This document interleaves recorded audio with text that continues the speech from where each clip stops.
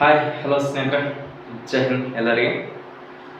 ರೈಲ್ವೇದಲ್ಲಿ RRB railway recruitment ಬೋರ್ಡ್ನಲ್ಲಿ ಎಷ್ಟಪ್ಪ ಅಂತಂದರೆ ಟೋಟಲ್ ಆಗಿ 9,144 ಹುದ್ದೆಗಳನ್ನ ಬಿಡುಗಡೆಯನ್ನು ಮಾಡಿದ್ದಾರೆ.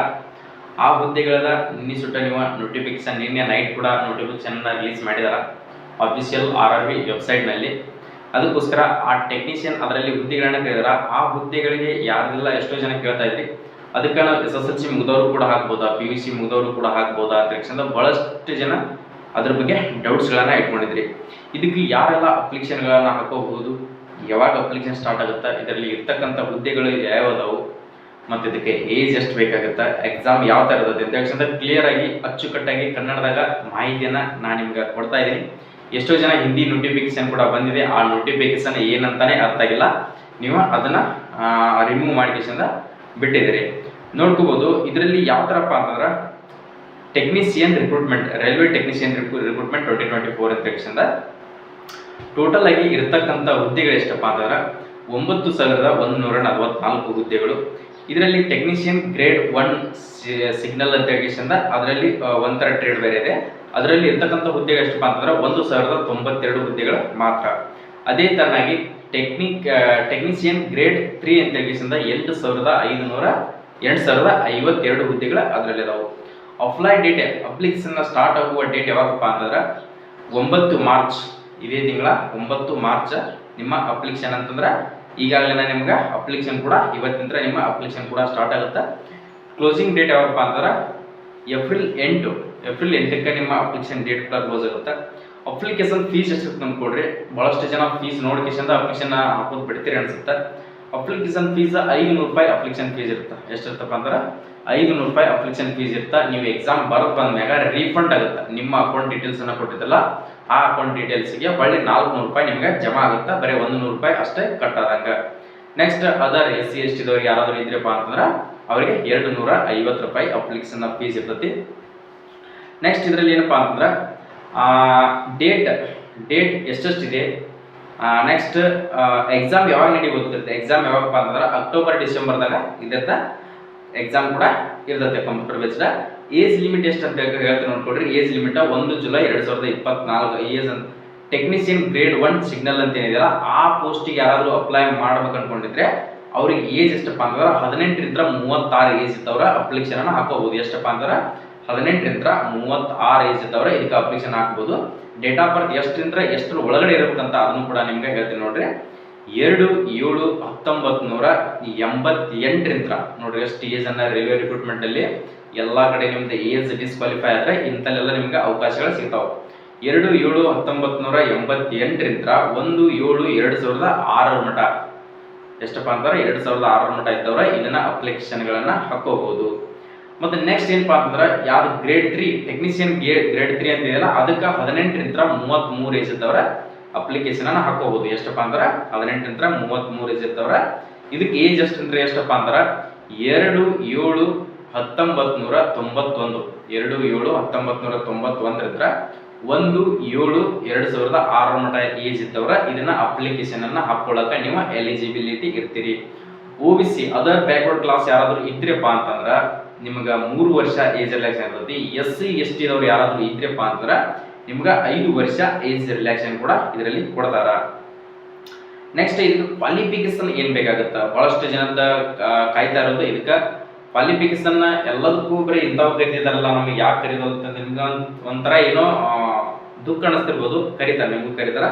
ಅದು ಯಾವ ಥರ ಇದನ್ನೆಲ್ಲ ಯಾರು ಹಾಕ್ಬೋದಪ್ಪ ಅಂತಂದ್ರೆ ಟೆಕ್ನಿಷಿಯನ್ ನೋಡ್ರಿ. ಅದಕ್ಕೆ SSLC ಟೆಕ್ನಿಷಿಯನ್ ಅಂತೇಳಿ ಗ್ರೇಡ್ 3 ಅಂತ ಏನಿದೆಯಲ್ಲ ಗ್ರೇಡ್ 3 ಅಂತ ಯಾರಾದರೂ ಅಪ್ಲಿಕೇಶನ್ ಹಾಕೋಬೇಕು ಅನ್ಕೊಂಡಿದ್ರೆ 10ನೇ ತರಗತಿ ಮುಗಿದಿರ್ಬೇಕು, ನಿಮ್ದು SSLC ಮುಗಿದಿರ್ಬೇಕು. ಅದರ ಜೊತೆಗೆ ಮುಗಿದ ಮೇಲೆ ITI ಯಾರಾದರೂ ಮುಗಿಸಿದ್ರೆ ಕರೆಕ್ಟಾಗಿ ಕೇಳ್ಕೊಡ್ರಿ. ನಿಮ್ಮ ಕ್ವಾಲಿಫಿಕೇಶನ್ SSLC ಮುಗಿದಿರ್ಬೇಕು. ಮತ್ತು ನೆಕ್ಸ್ಟ್ ITI ಯಾರಾದರೂ ಮುಗಿಸಿದ್ರಪ್ಪ ಅಂತಂದ್ರೆ ಇದು ಗ್ರೇಡ್ 3 ಅಂತೇನಿದೆಯಲ್ಲ ಇದಕ್ಕೆ ಅಪ್ಲಿಕೇಶನ್ ಹಾಕಕ್ಕೆ ನೀವು ಎಲಿಜಿಬಿಲಿಟಿ ಇರ್ತೀರಿ.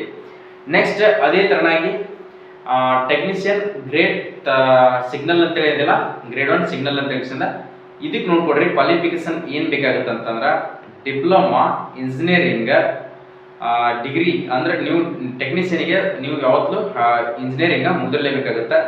ಇಂಜಿನಿಯರಿಂಗ್ ಇದ್ದವ್ರ ಇದಕ್ಕೆ ನಿಮ್ಮ ಕ್ವಾಲಿಫಿಕೇಶನ್ ಬೇಕಾಗುತ್ತೆ. ನೆಕ್ಸ್ಟ್ ಏನಪ್ಪಾ ಅಂತಂದ್ರೆ ಇದ್ರದ್ದು ಸೆಲೆಕ್ಷನ್ ಇದೆಲ್ಲ ನಾನು PDF ಅನ್ನು ಹಾಕಿರ್ತೀನಿ. ನಾನು ಏನೋ ಹೇಳೋದನ್ನ ಸ್ವಲ್ಪ ಏನಾದರೂ ಬಿಟ್ಟಿದ್ರೆ ನೀವು ಒಂದ್ಸರಿ ಆ PDF ಅನ್ನ ಸ್ಟಡಿ ಮಾಡಿರಿ. ನೆಕ್ಸ್ಟ್ ಸೆಲೆಕ್ಷನ್ ಪ್ರೊಸೆಸ್ ಯಾವ ಥರ ಇರ್ತೈತಿ, ಸೆಲೆಕ್ಷನ್ ಪ್ರೊಸೆಸ್ ಡಿಪ್ಲೊಮಾ ಇದ್ದವರು ಕೂಡ ಇದಕ್ಕೆ ಏನು ಗ್ರೇಡ್ 1 ಇದ್ದಿದ್ದಲ್ಲ ಅದಕ್ಕೆ ನೀವು ಅಪ್ಲಿಕೇಶನ್ ಹಾಕಕ್ಕೆ ಎಲಿಜಿಬಿಲಿಟಿ ಇರ್ತೀರಿ, ಹಾಕೊಳ್ರಿ ಅಪ್ಲಿಕೇಶನ್, ಯಾಕಂದ್ರೆ ಒಳ್ಳೆ ಚಾನ್ಸ್ ಐತಿ. ನೆಕ್ಸ್ಟ್ ಏನಪ್ಪಾ ಅಂತಂದ್ರೆ ಸೆಲೆಕ್ಷನ್ ಪ್ರೊಸೆಸ್ ಯಾವ ಥರ ಇರ್ತದ, ಸೆಲೆಕ್ಷನ್ ಪ್ರೊಸೆಸ್ ನೋಡ್ಕೊಳ್ರಿ. ಫಸ್ಟ್ಗೆ ನಿಮ್ದು ಕಂಪ್ಯೂಟರ್ ಬೇಸ್ಡ್ CBT ಎಕ್ಸಾಮ್ ಇರ್ತೈತಿ. ಅದೇ ತರನಾಗಿ ನೆಕ್ಸ್ಟ್ ಡಾಕ್ಯುಮೆಂಟ್ ವೆರಿಫಿಕೇಶನ್ ಇರ್ತೈತಿ. ಆ ನಂತರ ಮೆಡಿಕಲ್ ಇರ್ತೈತಿ. ಇದಕ್ಕೆ ಟೆಕ್ನಿಷಿಯನ್ ಗ್ರೇಡ್ 3 ಒಳಗೆ ಸಿಲೆಬಸ್ ಏನೇ ಇರ್ತದೆ ಅಂತ ನೋಡ್ಕೊಳ್ರಿ.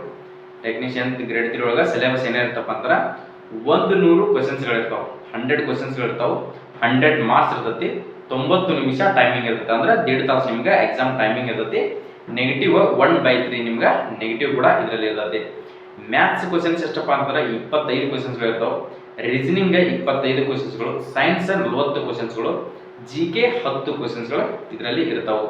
ಅದೇ ತರನಾಗಿ ಟೆಕ್ನಿಷಿಯನ್ ಗ್ರೇಡ್ 1 ಸಿಗ್ನಲ್ ಅಂತ ಯಾರಾದರೂ ಹಾಕ್ಬೇಕು ಅನ್ಕೊಂಡಿದ್ರೆ ಅವ್ರದ್ದು ಸಿಲೆಬಸ್ ಏನಿರ್ತಪ್ಪ ಅಂತಂದ್ರೆ 100 ಕ್ವಶನ್ಸ್ ಇರ್ತಾವೆ, 100 ಮಾರ್ಕ್ಸ್ ಇರ್ತೈತಿ, 90 ನಿಮಿಷ, ಅದಕ್ಕೂ ಸೇಮ್ ಟೈಮಿಂಗ್ ಇರ್ತೈತಿ, 1/3 ನೆಗೆಟಿವ್ ಇರ್ತೈತಿ.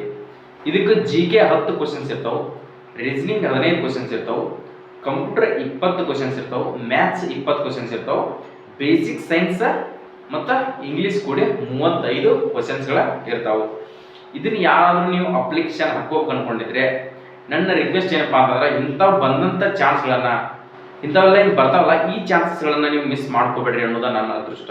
ಯಾಕಂತಂದ್ರೆ ನೀವು ಇಂಥವೆಲ್ಲ ಜಾಬ್ಗಳನ್ನು ಅಪ್ಲೈ ಮಾಡ್ಕೊ ನಿಮ್ಗೆ ಗೊತ್ತಿರಲ್ಲ, ಯಾಕಂದ್ರೆ ನೀವು ಅಷ್ಟು ಅಪ್ಲಿಕೇಶನ್ ಹಾಕೊಂಡು ನೀವು ಅದ್ರ ಬಗ್ಗೆ ಅಷ್ಟು ಟ್ರೈ ಮಾಡಿರೋದಿಲ್ಲ, ಅದಕ್ಕೋಸ್ಕರ ನಿಮ್ಗೆ ಅದ್ರ ಬಗ್ಗೆ ಜಾಸ್ತಿ ನಾಲೆಜ್ ಅನ್ನು ಇರಲ್ಲ.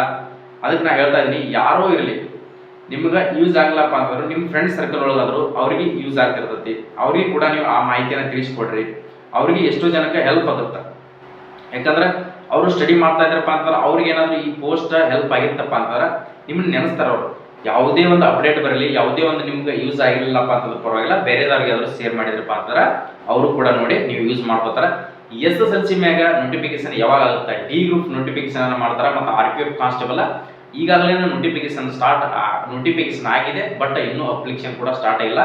ಇವೆಲ್ಲ ರೈಲ್ವೆದಲ್ಲಿ ನೋಟಿಫಿಕೇಶನ್ಗಳ ಆಗಾಕತ್ತಾವಪ್ಪ ಅಂತಂದ್ರೆ 100% ಹೇಳ್ತಾ ಇದ್ದೀನಿ ನಾನು. ನೆಕ್ಸ್ಟ್ ಈ ಸದ್ಯ RPF ಮತ್ತು ರೈಲ್ವೆ D ಗ್ರೂಪ್ ಅದರಲ್ಲಿ 100% ಆಗೇ ಆಗ್ತಾವೆ.